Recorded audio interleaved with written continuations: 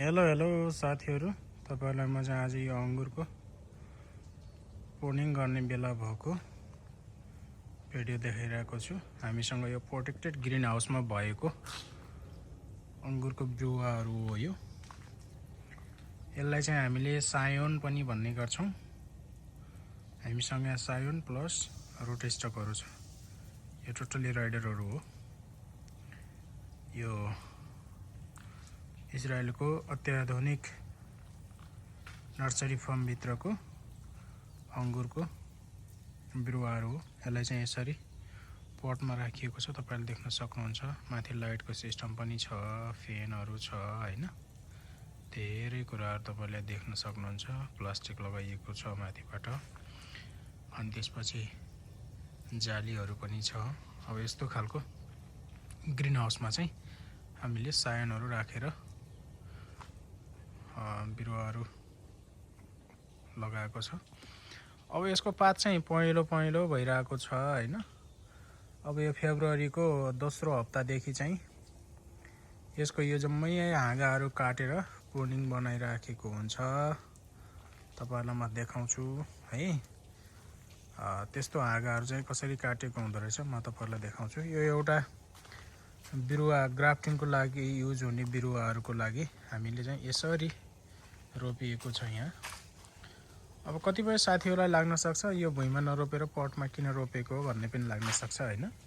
गमलामा रोपिएको छ। तपाईले देख्नुहुन्छ धेरै बिरुवाहरु छ। हामीसँग 18,000 19,000 पटहरु छ यहाँ अहिले बिरुवा बनाउनको लागि। अब यसमा रोक्दाखेरि हामीले चाहिँ यो माटो हैन, यो भित्र तपाईले देख्न सक्नुहुन्छ यहाँ कोकोपिट छ।